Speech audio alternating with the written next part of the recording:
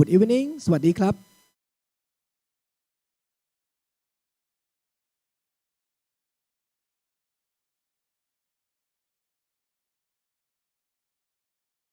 Dear member and guests, welcome to SPE Thailand technical meeting. My name is Panit Jesadawaranun. In case you don't know me, I'm the vice chairperson for the technical program. Again, I'm very happy to see you all tonight, and even more happy for today because we could serve alcohol as well instead of the herbal drink and soft drink.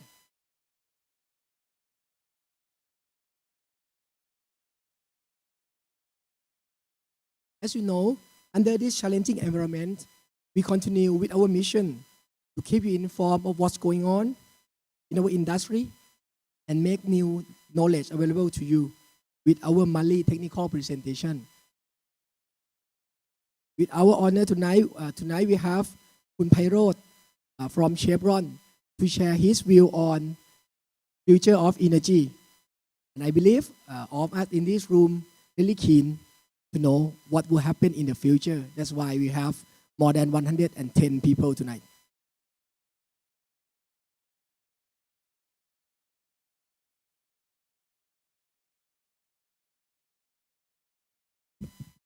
Slide, please.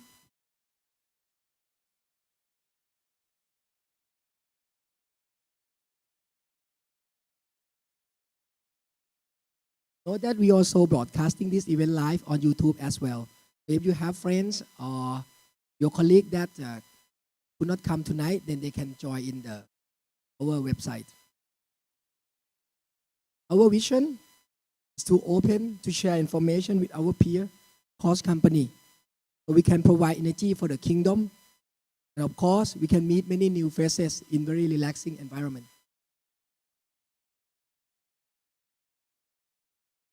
So tonight with a similar format, this is our agenda.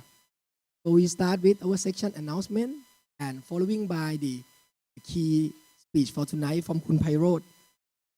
And then after that will be Q&A, continue with the closing remark and the lucky draw.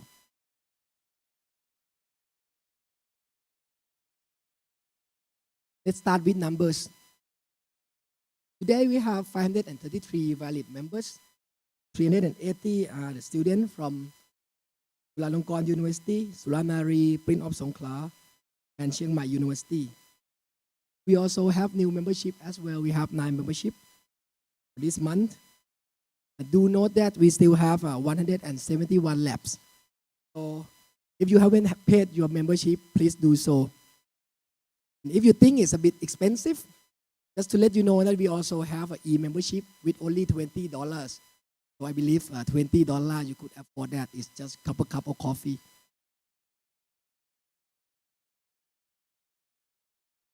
So again, please invite your colleague, join SPE because SPE Thailand is still the largest professional oil and gas organization where we can meet in very relaxing environment. The membership, I will not go through this. They're already on the screen. But just to let you know that we are still the most active session in Southeast Asia. And again, it's an opportunity for you to share the knowledge, socialize with your peer, with the same people in the same industry. This is I would say, the second most important slide for tonight. So please give the round of applause to our sponsor that could make this event happen. Thank you, Kap. Without further ado, may I have my usual boss, Program Chair Kun Kaweeyanun Sintuwong, do honor of introducing our speaker tonight. Hello, boss. Hello, not boss. Sawasdee krab. Okay, glad to see you all tonight. My name is Kaweeyanun. I'm the program chair for SPE Thailand. And I was told that tonight is one of our records high for the attendance, right? We have, I think, over 130 registered. And in the room tonight, I think it's already more than that because we have a few walk-in as well. So other than the great food and good wines, most of it must come from the speaker, I assume. So without further ado, let me start introducing our speakers tonight. So our speaker currently serves as the president of Chevron Thailand E&P Asia South Business Unit based in Bangkok. He also served as a member of Management Committee, Chevron Corporations since 2010. He received his bachelor degrees in petroleum engineering from Chulalongkorn University, Thailand in 1988. He joined Unocal Thailand in 1996 as a senior well services engineer and has held numerous positions of increasing responsibilities during his 24 years of Chevron career. Appointed as president of Thailand in 2010, he built on Chevron's close partnership with the Kingdom of Thailand, developed the energy industry, building a foundation of energy security and long-term economic development for the country.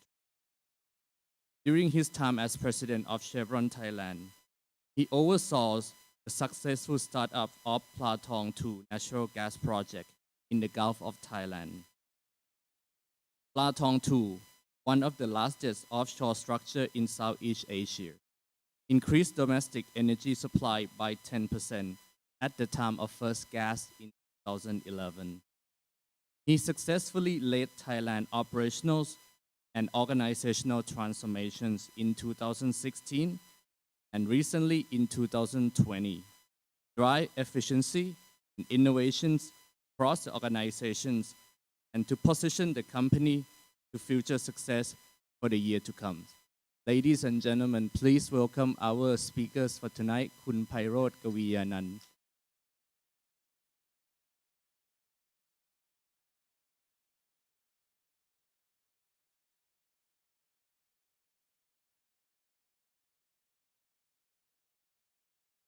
Sorry.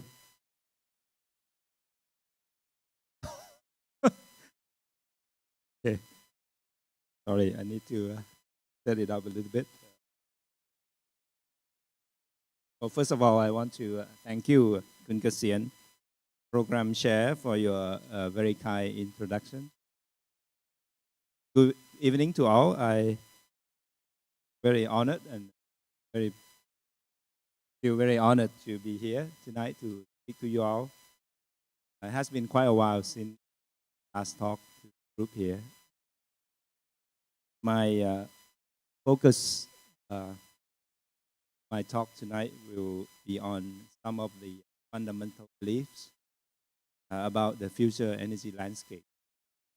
Some of the figure or statistic that I have referred to during my presentation may seem a little bit dated, but I don't think it will change our perspective on fundamental.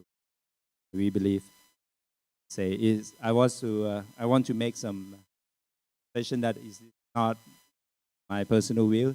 This is a collection of some of the point of views from sources, including our planning department. So I hope that these beliefs will help set the boundaries for what type of energy company will win in the long run.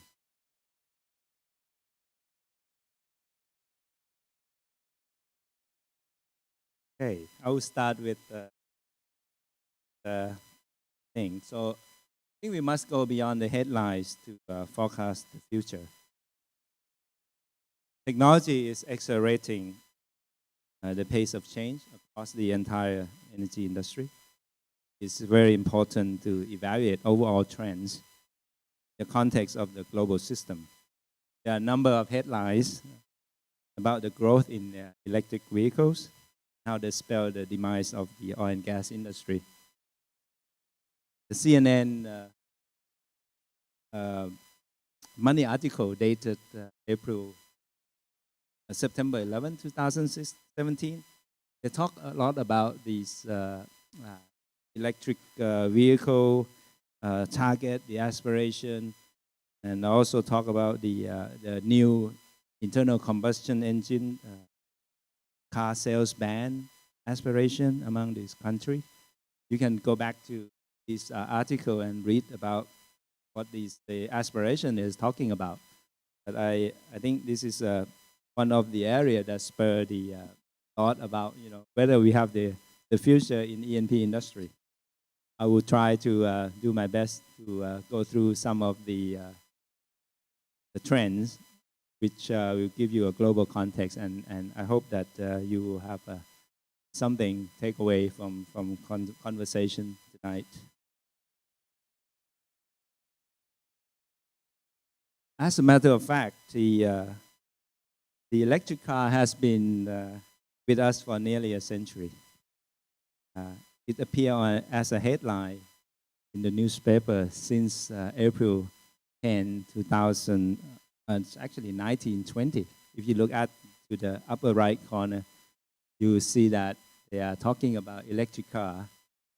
The electric car makers see big field opening. This was the evidence of electric car new day, which created uncertainty of gasoline supply since that time. So in the next, I hope, 20 minutes or so, I would try to go through some of the material that I hope that it will show you some of the views that we see on the global context, how we position ourselves, and hopefully you can get the message. I will start with the first one, which is talking about the consumer preference that will impact the trend. This chart shows the global light-duty vehicle sales by types. You see that the number of electric vehicles sold globally continue to grow at a healthy pace. Battery and plug-in EV that you can see on the far right grew from 1.2 million in 2017 to 2 million in 2018. This is relative to sales of just a few thousand as late as 2010. The growth in the electric vehicles has been aided by strong policy support by the government, significant decline in battery costs, which we're talking about 80% decline since 2010, and almost 4-time numbers of the models of EV car that's available in the market. You imagine the number of models increased from 50 models in 2008 to over 200 of today. But if you look at the whole picture, EV still represent just about 2.3% of 86 million light-duty vehicles sold globally, or just about 0.5% of the world current vehicle stock. In fact, the total sales of EV was equivalent to the amount of additional EV sales in 2008 versus 17, which went up by 7%, or was about 2 million cars. So you can sense the scales of it. So you need to look at the whole global context. Our global energy system is already massive and will continue to grow. Global energy investment was cumulative of 17 trillion between 2010 and 2017.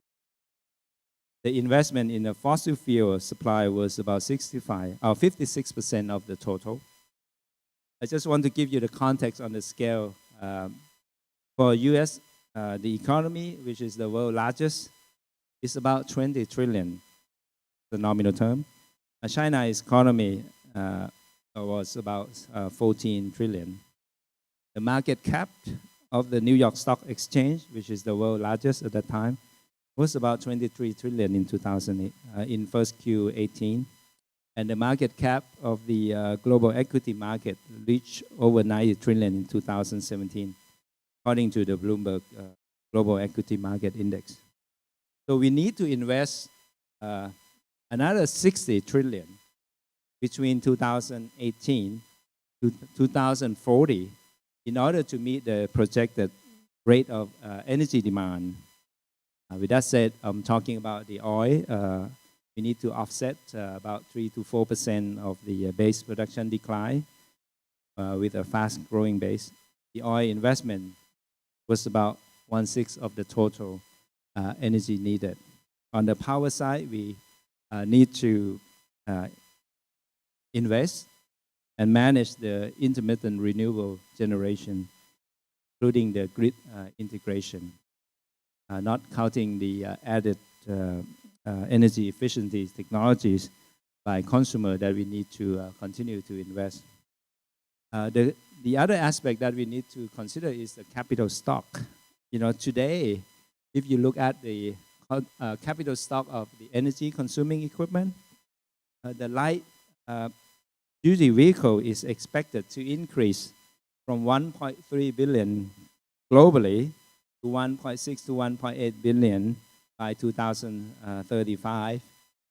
The 20 years demand outlook for the new commercial airlines has risen from 43,000 to 43,000 from 41,000 only about a year ago. And roughly 4.4 billion passenger flights will be taken when the global pandemic is resolved, which is about 70% increase from 2010, and not counting the number of buildings that will increase when billions of people urbanizing. So this current investment create a path dependency on the energy sector, as the current energy consuming equipment will be with us for decades. The other aspect that we need to look at is the world population, which will continue to increase and creating a new generation of energy consumer. The United Nations estimated the world population will increase by another 1.5 billion by 2035. The percentage of the world population in the middle class is projected to rise from 35% today to about 60% by 2035. And the world urban population will continue to increase and top 6 billion by 2025. And people often gain access to modern energy sources when they move to urban setting. With that, 1.2 billion of people still lack access to reliable electricity, and another 2.6 billion still use primitive biomass for cooking and heating. So this expanding economy will drive energy demand. The future energy efficiency gain moderate pace. When you look at the energy consumption, it will rise as income, as measured by GDP per capita, begins to rise. The energy demand will typically accelerate as the GDP per capita reach 2,500 to about 10,000 US. That goes to the electricity, industrial fuel, as the economy is matures and industrialized. The oil demand will start to increase when GDP per capita reach 5,000 to 10,000, when people can begin to afford the basic transportation and eventually an automobile. So the economies, which has a very strong reliance on the manufacturing sector, which can be very high energy intensive, are more likely to have a higher energy intensity than a service-based economy. This has been very important for energy transition for high-income countries. The pace will go slow down above 20,000 as the economy will transition itself from the industry to the service, which are less energy intense, and consumer will begin to place a higher value on energy efficiency once their basic needs, basic energy needs are met. So you see that the more rapid pace of the energy efficiency improvement is actually one of the primary factors that will reduce the historical correlation between the energy use and the GDP per capita. The energy is growing across all consuming sector. The energy itself is consumed to generate electricity and move people and goods around the world. The fuel, the industrial processes as a source of heating and cooling in the building. According to the IEA, the global energy demand will grow 26% between now and 2025. I would emphasize that all sectors will grow. If you look at the power generation, it will grow 27% by 2035. It will remain the largest portion of the total global energy consumption as the world continues to become electrified. IEA also believes that the industrial will grow by 31%, driven by global growing economies and the middle class.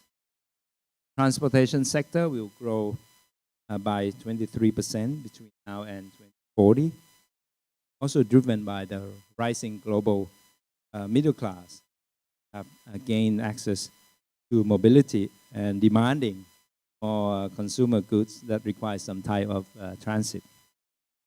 As I mentioned to you earlier, the world light-duty vehicle fleet will grow from 1.3 billion to 1.6 to 1.8 billion by 2040. So that will also drive the transportation on.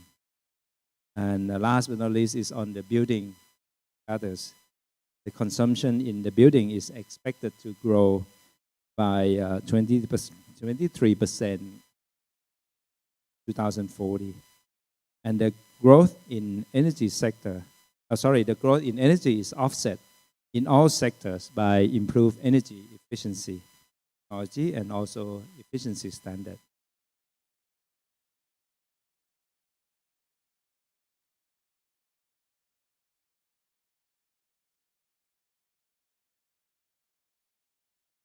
Sorry,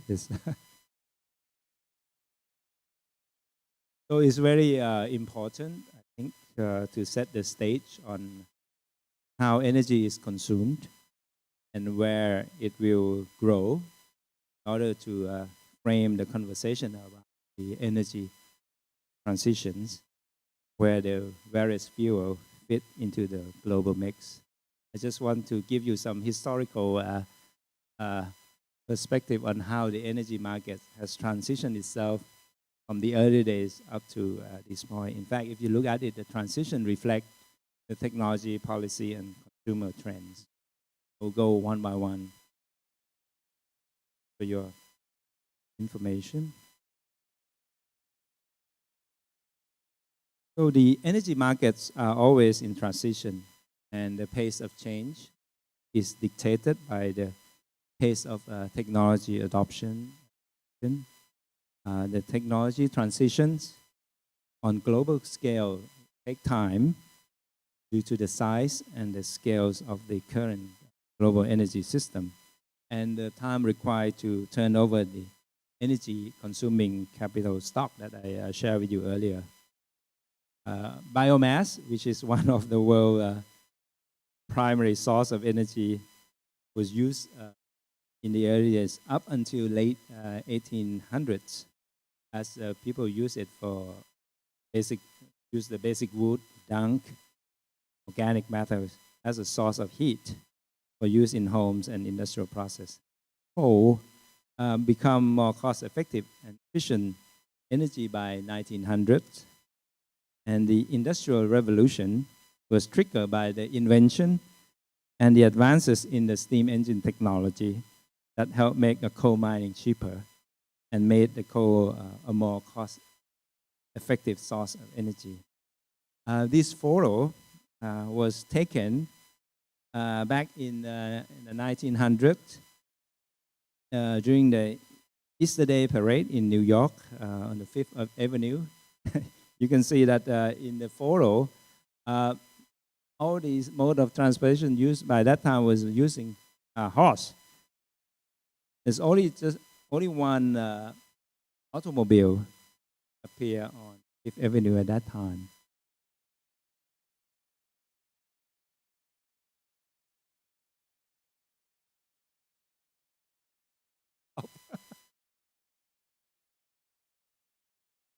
So automobile was invented in very late 1800 century in Europe and in the U.S. And numerous automobile manufacturing plants popped up in Europe and U.S. There were 30 American manufacturing plants that produced about 2,500 vehicles back in 1899. Henry Ford introduced the Model T in 1908. I don't know anyone who remember that, but I was not. Based on the research, it was. So the Ford company outpaced the competitor by combining state-of-the-art design with the moderate pricing. In 1913, the U.S. at that time produced about 480K cars out of the whole 600K production of new vehicle at that time. So they are taking control of the automobile manufacturing at that time. This photo was taken at the same spot on the 5th Avenue in New York during the Easter parade. And you can see the big transition in just about 10 years, right? About 13 years, when that whole avenue was occupied by automobile with only one horse left.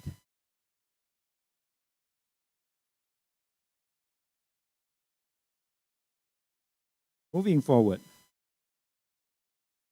1965, that's when the oil golden age began.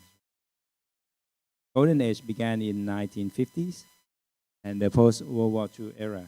Oil became very cost-effective. It was used more to heat homes and power industrial facility and automobiles.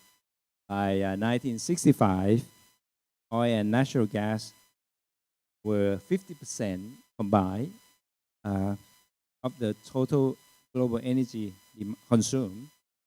And between 1950 to 1965, the total global energy demand grew by about 94%.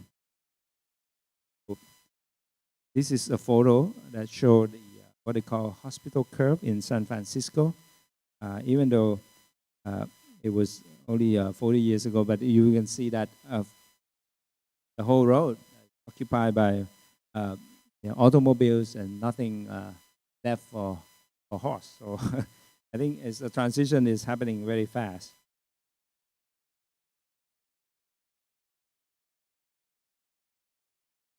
So moving forward to 2017, we need to adjust the scale downward. You can see that the global energy growth really began to escalate at a fast pace post 1950. The sector that drives this increase is really on the air transportation. Nevertheless, the rising cost of the oil in the 1970s began to offer the alternatives such as natural gas, the hydroelectric, and nuclear, and some were limited due to the lack of cost effectiveness. By 1975, the oil and natural gas were 61% of total global energy. If you look specifically to each energy source on natural gas, for example, in the 70s, it was really the time it marked the birth of modern gas, natural gas era. And gas has been growing share of the global energy equation due to its abundance, affordability, and the efficiency across the number of energy consuming sector. The largest impediment to the growth of gas growth at that time is really was the build out of local infrastructure to get gas to consumer via the local distribution networks. On the renewables, if you look at the chart, it's quite interesting. It actually began to grow when the oil price rose in 1970, including the hydros and nuclear. But as I mentioned earlier, the cost effectiveness of this technology limited their potential. And at that time, I think we were talking about this renewable, but there's still a lot of issue around climate change, led initially by the European, began in the early 2000s. There are a number of policy that subsidize or mandate the adoption of the renewable technologies across a number of geography, which made the renewables among the fastest growing source of global energy consumption over the past decade. This growing appetite for renewables also helped to lower the cost structure, make these energy sources more cost competitive. Fossil fuel.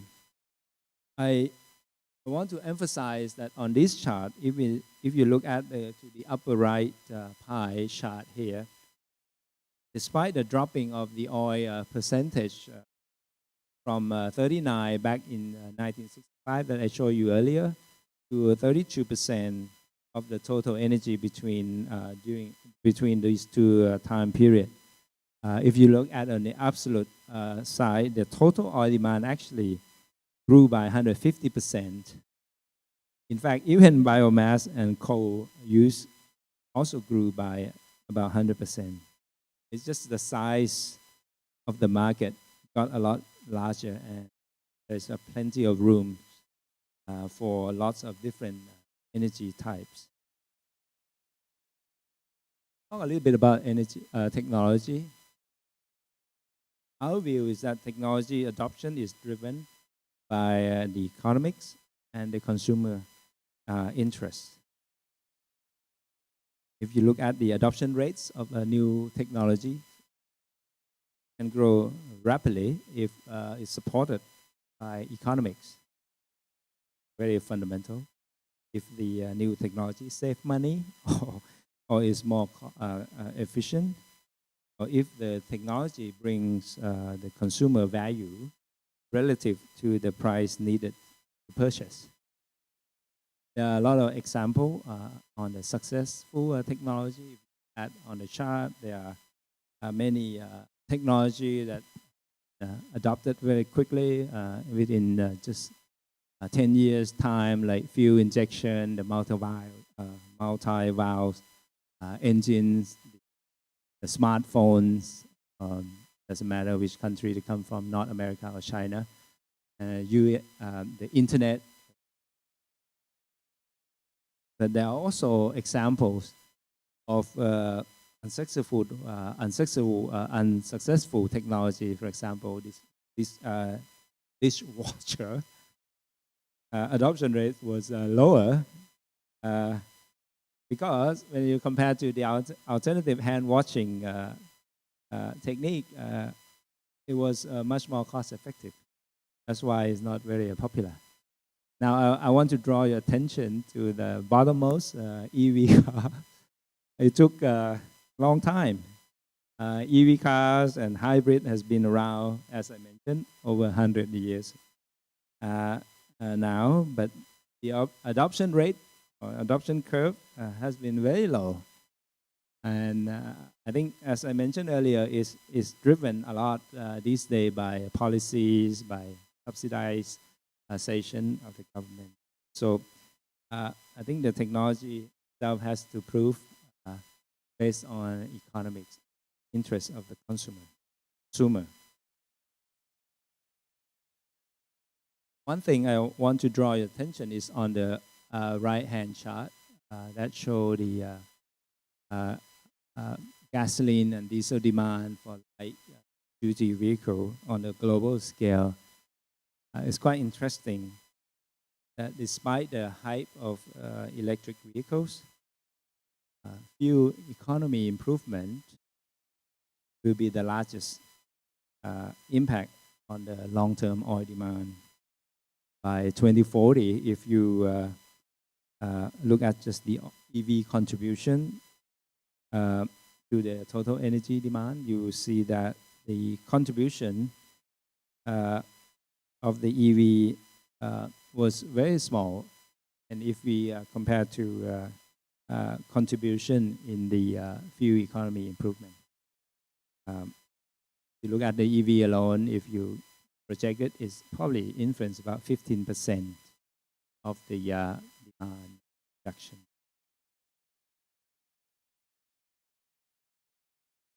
The other one that I want to share with you is on the policy landscape. I think we talk a lot about climate change. Just to give you some background on the Paris Agreement. On these Paris agreements, all the countries pledge to reduce their greenhouse gas emissions. They are non-binding, but obligated to report it. Every 5 years, a country will meet to review progress. First review is expected in 2023. The Paris Agreement is actually a bottom-up agreement in that each country will determine how to reduce it. And it will depend on domestic economics, political, and the social factor.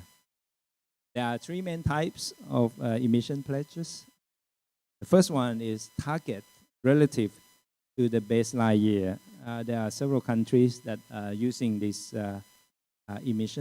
this pledge, which include US, Canada, and Australia, and EU countries.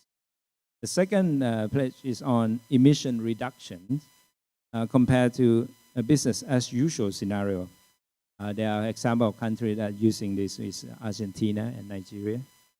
And the last one is really around reduction in emission intensity per unit GDP. The country that using this pledge is China and Singapore. There are also some minute detail on the pledge, such as conditional and unconditional.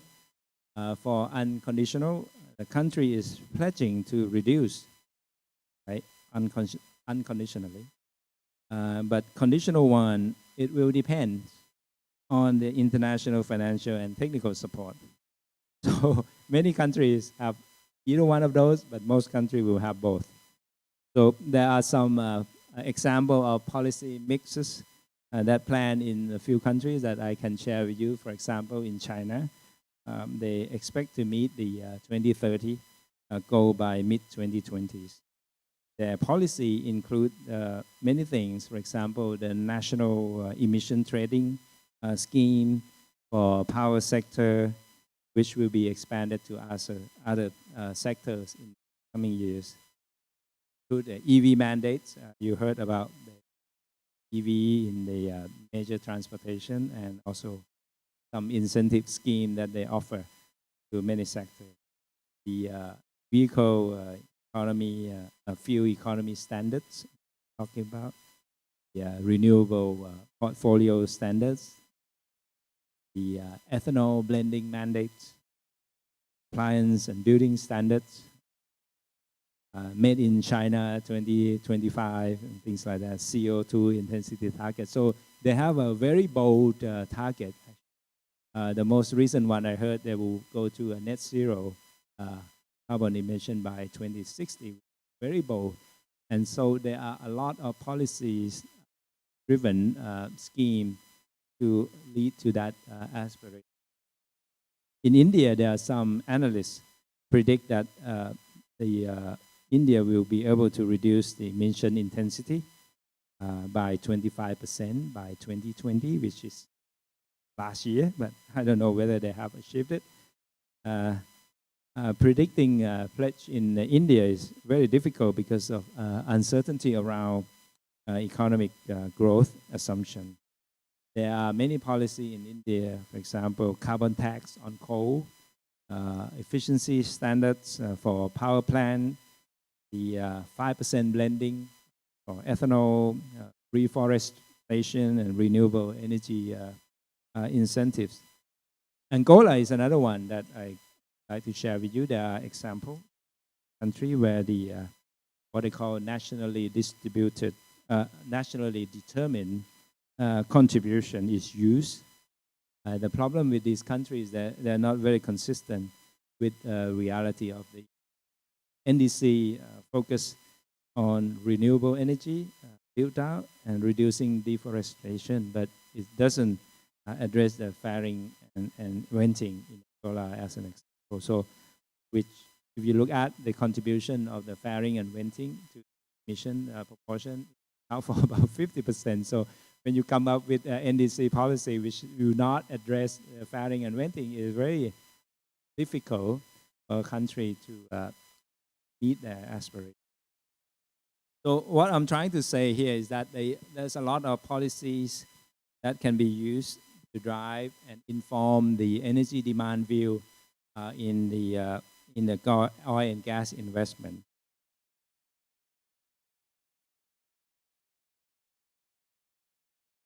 Talking about technology and the policies, consumer trend, I mentioned it will inform demand view. The bottom line that I want to leave with this group as, to take home with this conversation is oil and gas investment is required in any scenarios. Hope for those who consider to leave the E&P industry will stay a bit longer. I hope the information, the trends that I share with you up to this point will be convincing enough to keep you in the industry and don't go for a solar company or anything. But so if you look at the global energy demand, even with alternative fuels and efficiency gain in all energy contributor are expected to grow, oil and gas demand will continue to grow and contribute more than 50% of the total energy demand needs. The chart on the right clearly indicate the huge supply gap on global liquid side in 2040 if we do not make any new investment. So we just look at the existing supply base, it will decline at 3 to 4% per annum, as I mentioned earlier, and with a growing demand, with all the factors that I have shared with you earlier, you will see that do nothing case will not resolve the issue, and we need to invest more in order to close the supply gap, which can be up to 88 million barrels per day in 2040.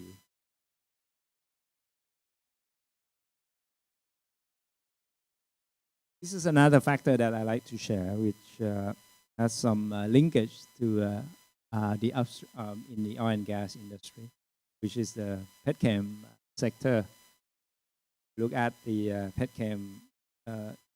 This is another key growth sector, which supported by the expanding middle class.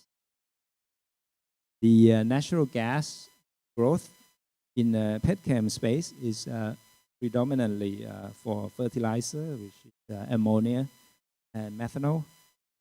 The primary feedstocks for high-value chemical, HVC, ethane, and naphtha, which I think you all know that petroleum product.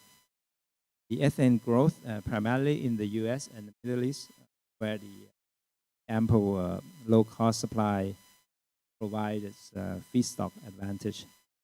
Naphtha will remain the primary high-value chemicals feedstock in Asia Pacific due to the lack of cost-effective ethane or NGL supply.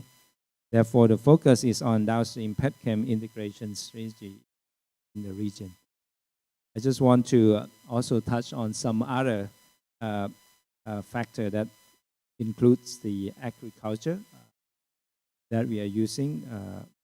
Tractor, fuel, spray oil, and some fertilizers, fuel for trains, use for road building, the asphalt, and many lubricants, etc. So not just that, there are also some building that I mentioned earlier that will use oil and diesel for heating, boiler for industrial also use the power or fuel, diesel, fuel oil, and all that. So there are many other key factors that drive the growth in energy demand.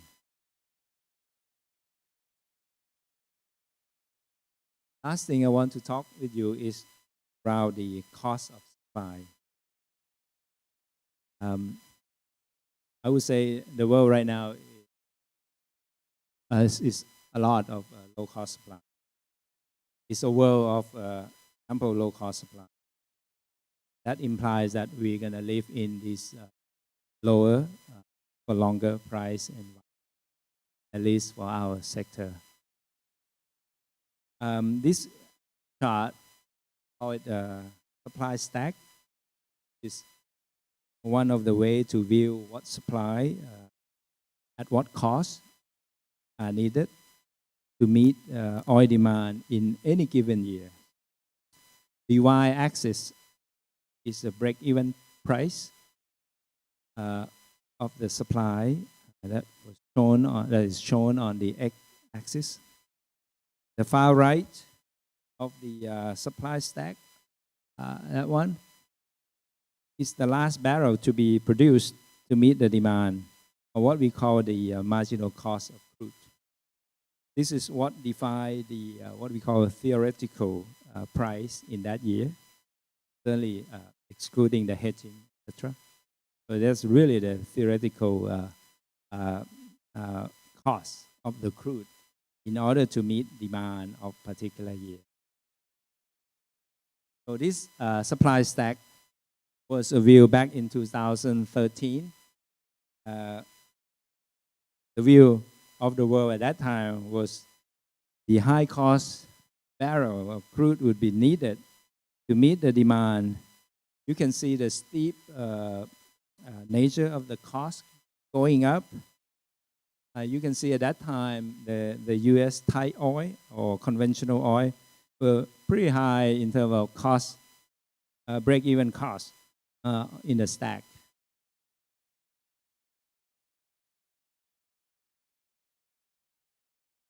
Between 2013 and 18, the technology breakthroughs for the U.S. tight oil in North America, they brought millions of barrels of production, very low cost, including the cost cutting and efficiency improvement. They also moved other producers downward cost on a break-even price as well. This caused the entire supply stacks to shift out for some producer inefficiently to fall off the margin. And so basically what I'm saying is the expensive support. With that, I want to close my conversation today with a few thoughts. Hopefully this can be a take home for you. There are 4 bullets that I want to conclude. One is the global energy. As I mentioned, if you look at the global context, the demand will continue to grow, driven by various factors. I hope that I can convince you with some of the figures. Second one is on the energy transition. The energy markets are always in transition, which will reflect the technology, policy, and the consumer trends. The third one, which I think is very important for you all to take home today, I believe oil and gas will remain a key energy sources, at least for the next 2 or 3 decades to come. But certainly, we cannot live just in the do nothing mode with the abundance of the resource. We will intensify the competition. We need to continually improve, be innovative, and stay very competitive in order to thrive many decades to come. So I would like to stop my talk at this point. And I hope you will find this information useful, and thank you for your attention. I would welcome any comments from the audience. Thank you very much, ครับ พี่ไพโรจน์ Um, very informative informations, and you're taking us globally around the world, showing us all the energy angle. We were hoping that he would zoom in a little bit to Thailand, but I will not touch that. So anyway, we have time for a few questions. Raise your hands. Please let us know your name and fire away. Who want to start? There you go.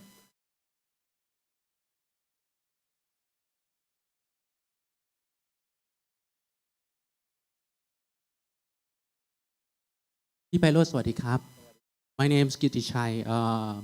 From the news about the transition, I just would like to ask a question. From the news that we read, right? We understand that PTT EP has been allowed to enter the facility in some area, but not fully the full entirety to enter all the area. We just would like to understand what's the reason and what do you feel about how would this impact Erawan and the future of energy of the Kingdom of Thailand. I'm not sure if this is the scope of the presentation. Thank you for the tonight. question. That's maybe part of the energy transitions that I was talking about. Yeah, I appreciate the question, and actually I was not prepared to answer this one, but certainly I can provide some opinion on that. In fact, the collaboration between Chevron and the new G1 operator has been ongoing since the announcement was made. So there are many collaboration efforts. For example, you can see this morning there was IT technical service agreement that has been signed recently. Actually, we also provide the early access. We call it site access agreement number 1 since last year to allow the new G1 operator to come in and survey and do the the preparation for the fabrication, tie-ins. Also, we work with the new operator on the people side. I think this is one thing that may not be on the headlines very much, but there's a lot of effort ongoing in order to make sure that the crux of the operation remain efficient and continue, because we're not just talking about the new production. There's remaining 500 or 600 million standard foot of gas, which is a large proportion of 800 million, which is a new DCQ. And certainly, this is our focus area. We want to being handled properly, and a lot of work has been done in order to make that happen safely and smoothly. We have people issue that we have just concluded. There's going to be a portion of people that will be transferred to a new operator, which that indicate the collaboration that haven't been discussed or mentioned on the newspaper. But this is a good forum that I have the opportunity to share with you some of the positive thing that we are working. But on the site access agreement, that's really for the new operator to come in. There are very complex issues. There are many conditions to be met. There are principles that we use before we enter to the agreement. And this principle is quite often are not aligned with the objectives between company. So I would reserve my comment in this public setting. I just want to tell you that we are doing everything we can to make sure that all this transition operation is happening for the security of supply for the Kingdom of Thailand. And we try to do our best within the constraint we have. So I hope that help provide some perspective. They are very complex. But with that said, we are not giving up yet. There's still ongoing conversation. I hope that at some point we can reach an amicable resolution so that we can move on for the benefit of all parties.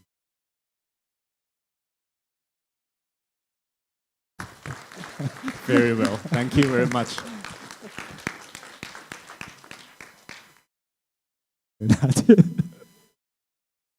I have a lot of time, so no worry. No rush. ครับพี่โรจน์ so switching back to the energy transition so what do you foresee how Thailand context what do you think how we gonna play with this oil and gas and I personally believe in this fundamental. I think it's applicable not just at the global scale, but I also convince myself that it will apply to Thailand. Because if you look at the capital stock that we have in Thailand, I don't know how many light duty vehicle cars. I have some number, but it may not be up to date, like 20 million. And not counting the heavy trucks and agriculture, the airplane and all kind of thing. And so I think the proportion of these vehicle stocks in Thailand market pretty much represented by the number that I show. And so I was involved in one of the conversation on the EV policy, one of the conversation about a year ago when I asked the agency on what is the aspiration for Thailand in terms of EV. They said, oh, right now we have about 8,000 for all types of EV, which battery EV, which is meaning fully, they call it electric car, right? Different than electrified car. Electrified car like plug-in hybrid, all kinds. So this is about a year ago. The government agency told me that, oh, we have about 8,000 all EV types in Thailand. And I asked him, what is your aspiration? Well, in 10 years, we want to grow our EV car sales to 1 million. So I said, okay, thank you very much. And so I have a view that, yes, it's a good aspiration. Given the context that we are in Thailand, it will take a time. It will take a long time to completely convert all these existing capital stock in order to reach the aspiration. And by no means, I don't believe Thailand will have the intention, from the policy standpoint, to completely displace all the internal combustion engine cars by a certain date, because they have different local challenges. You need to balance. You want to be cleaner, you want to be greener, but you also want to preserve the investment and make sure you have a reasonable pace of change in terms of energy transition. So my view is we need E&P industry in this country. We would need to have more incentive, I would say, in terms of policy to make sure all these marginal resources able to recover economically. I think there are many small pockets, this marginal field around the Gulf of Thailand and also in the Gulf, in the mainland, that with more incentive, then I think we can revitalize these small fields, extend the already low level plateau Thailand for a long, long time. Otherwise, we need to go through the other opportunity that will exist. Half of Thailand, for example, the overlapping claim area that I think is on the many people's radar that can help in life of the E&P industry in Thailand. Next questions. Good Pairoj, John Bell, thank you. John, long time no see. Thank you for the informative presentation. My question is, you've talked a lot about demand and you've talked a lot about momentum. What about the number of younger people that are coming into the industry? Because I can see that being a constraint, and certainly in other parts of the world where maybe the energy transition is viewed in a slightly different light. Many young graduates are turning away from oil and gas. Do you see that being a concern within Thailand? Yes, indeed, John, it is a truly real concern for us. I spoke to many people, also talked to Satya earlier, offline. I think we have a difficulty attracting a new generation come to E&P sector, including retaining those already exist industry. So that's why I'm trying to talk about this future energy landscape. Hope that we will provide the fact rather than the headlines, so that we have a better understanding on some of the fundamentals that will be applied, right? I hope that with this fact, they will be convinced enough to come to our industry. And I think it's the duty and the accountability of the employer to understand the changing business environment and how they engage, how they keep these young folks, informed on what's going on and what really is their aspiration, the purpose, right? As a company, why you want to exist in this industry, and how you play your role to provide the energy needs for the good of the whole community. Certainly, people will look at the personal interest, right, as a primary driver why they want to work for a certain company. But if you have a very clear vision, very purposeful vision that demonstrates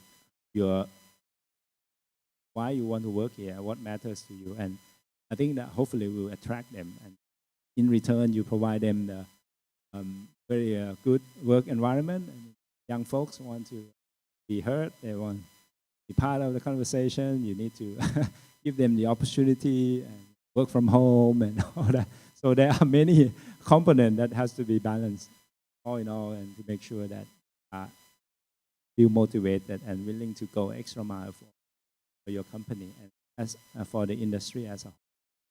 I think it's a big challenge. As a leader, we need to open up our mindset and then adjust ourselves. And I think this is taking a lot of investment on my leadership team and all that to make sure that the message is consistent and very clear why we are here and what is the purpose. Hope that will bring new younger generation into the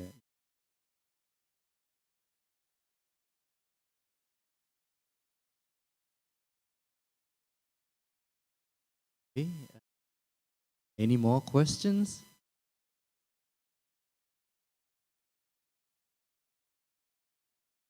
Thank you. I'm John McCarthy, energy industry consultant for the last 35 years. Chevron's one of the biggest companies in the world, has built enormous global presence. So what the presentation you gave this evening was essentially showing the history of it. That forward is innovation. I think the last question is investment in innovation for Chevron, being Chevron in critical, and especially in everything that Chevron does here is front line. It's the best of the best and globally. So this is what we want to see forward. Is more focus on innovation. This is where growth. This is how. But the pillars of takeaway thoughts there. Believe with that investment, Chevron remains globally. So, what's your thoughts on what's Chevron's view on innovation in Thailand? Well, thanks for your comment. I think the technology and innovation are actually a key differentiators between companies. We have invested this arena for years. Right? I'm not trying to to quote some of many practices or innovative, including the technology that has been invented in the Gulf of Thailand in order to make us competitive business, not just for Thailand, right, but competing, being able to compete in a Chevron globally. I think that's the game that we are playing. The maturing field, we need to constantly, renovate yourself, innovate yourself, and be ahead of the game all the time. So I think it's very, very important right now to transform yourself, move faster in terms of technology development and adoption. I think in the old days, we are so proud of being a developer. I think this is a mindset that we have to change. We are educating ourselves that we don't need to be a technology leader. We can be a leader in technology adopter. We can learn from others. We can pick up many existing technology in various parts of the world and bring it and then use it. No need to invent. I mean, the personal pride is, yes, good, but sometimes it doesn't work. It just takes time. So to me, it is a key area to keep focus. Digital technology innovation is one of the key enablers for future success. But it needs a leadership commitment. It needs new mindset, how you deploy technology.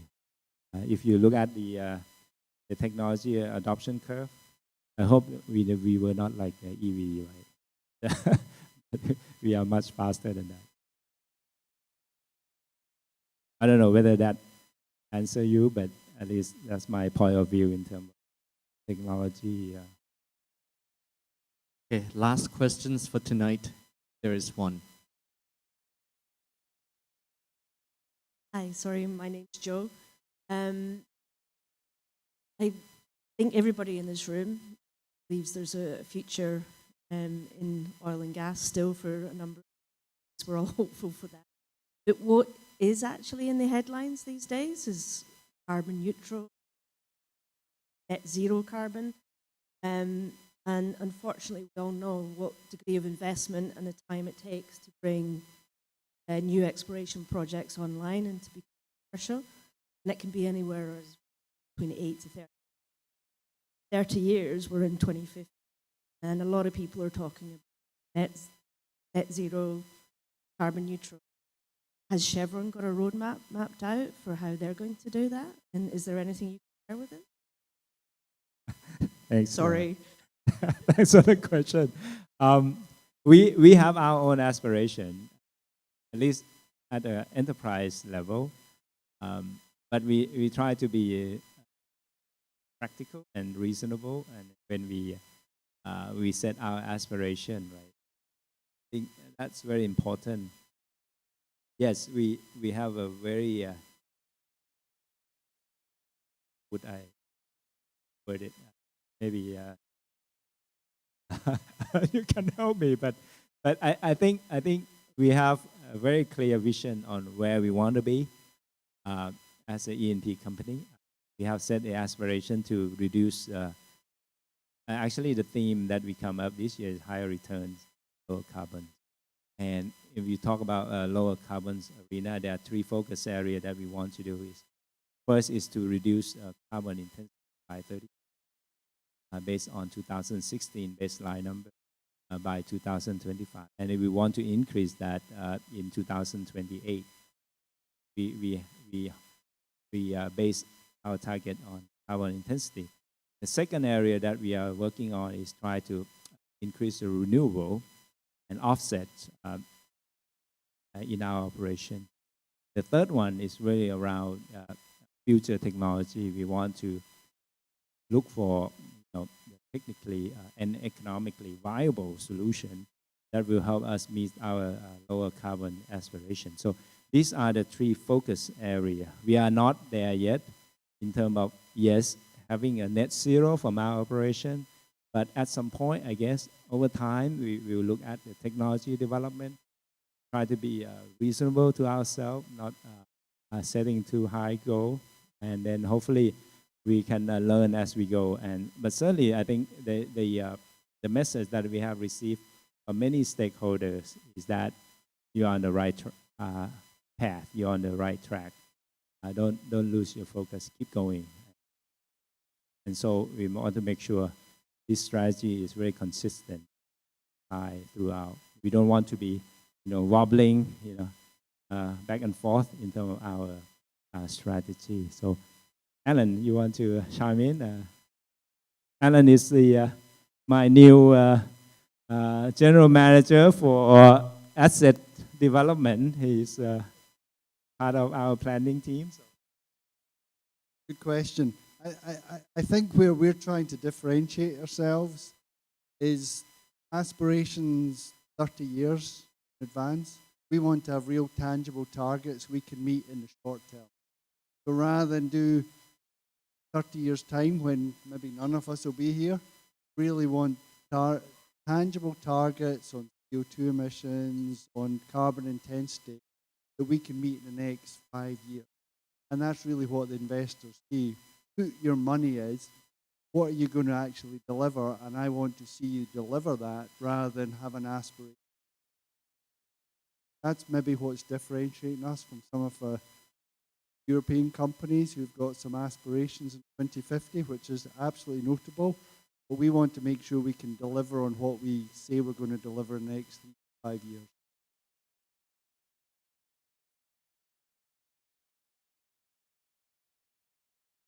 Okay, thank you very much. Thanks again, P. Pairoj, for an excellent talk and obviously a very resourceful Q&A session. But don't go down yet. Now, can I have Kun Ronald stay up on in the front?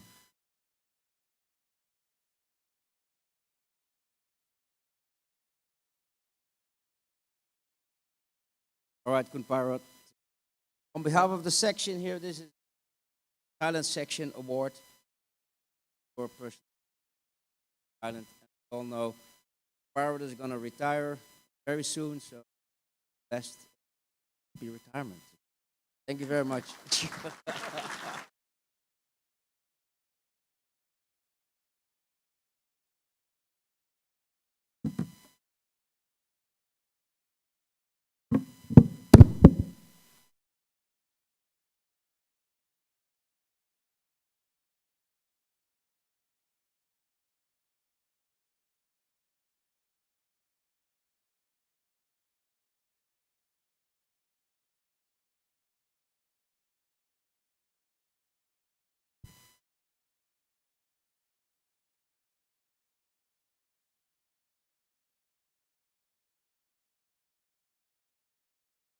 Okay, thank you, Kun Pairoj, again for the good presentation and fruitful Q&A session.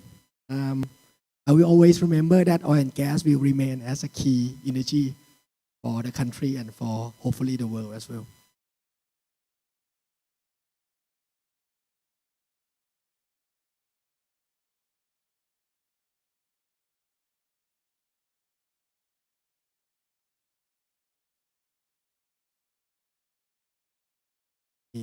Second. Okay. Now we go for the few closing remarks before the lucky draw. For the upcoming SPE meeting, well, next month we will have Songkran break. Not sure how much we can do in the water festival. Let's see. Then in May, we will resume with the completion topic as per our routine on 20th of May. And the topic will be single trip completion enabled by conformable sand control system combined with the multitasking valve from Kun Pavini Baker Hughes. A long topic indeed. And in June, we will have another talk from our SPE distinguished lecturer. And Ronald Horn will share the topic of big data and machine learning in reservoir analysis. This one will be virtual, but you I mean, virtual for him, but for us, we will be joining the session in Landmark here, hopefully. And next meeting will be on third Thursday of the month in Landmark Hotel. Otherwise, will be in virtual. SPE Asia Pacific organizing series of virtual workshop and through the end of this year. So you can find further information in SPE website. Here are the upcoming events.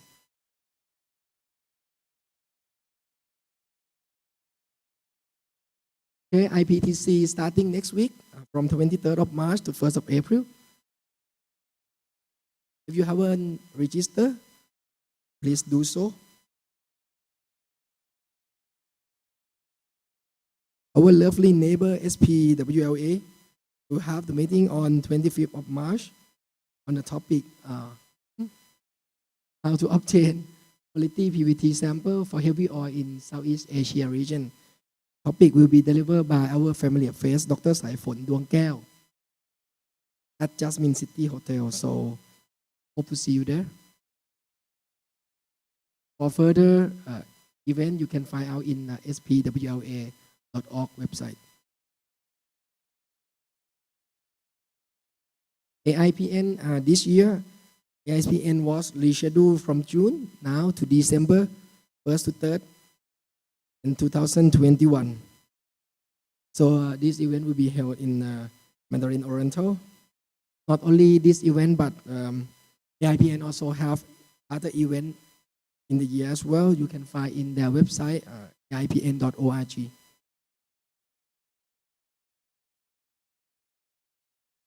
And last but not least, there are multiple ways to get in touch with us.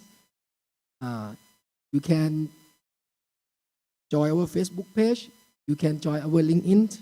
Also, you can simply pick up your phone and take a QR code here, and then you can join our society.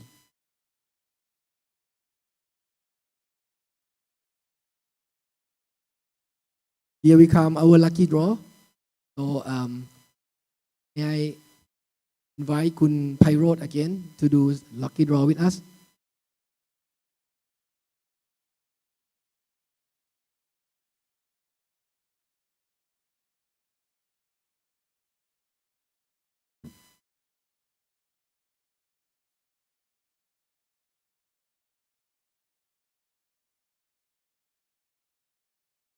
By the way, today we do not have wine. คุณรัชดาพร My apology Nerd Insi from Insi Eco Cycles รัชดาพร Congratulations ครับ I think I need a glass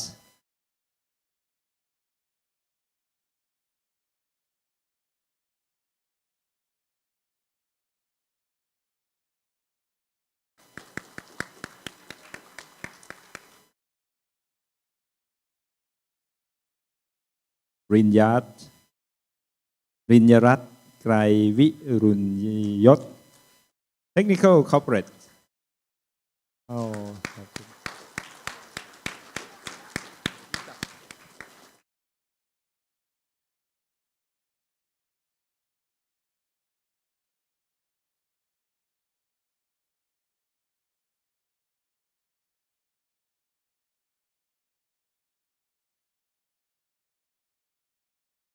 Okay, the last two. Since Kun Pairoj cannot read very well. Me too. คุณก้องเกียรติเอารัตน์ครับ MPC Kinetics Wildlife Services. Congratulations ครับ And the very last one, this guy also asked the questions tonight as well. คุณกิตติชัย from JST ครับ Thank you for your hot questions as well.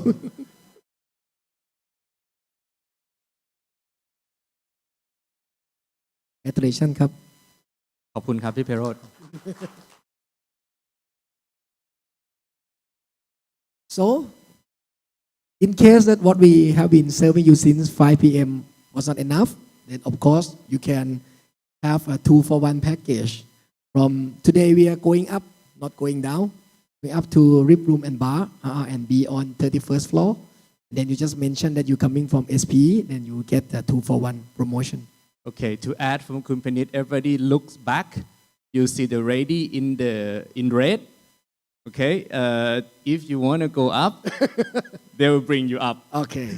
Just Does follow it make red, more just follow interesting? red, right? Follow red flag. Thank you, Kun Kasian. That's really important. Okay, this concludes session for tonight. Those are our sponsor. Thank you again, Kap, and thank you for your support to SPE. See you again in next 2 months. Kun Kap.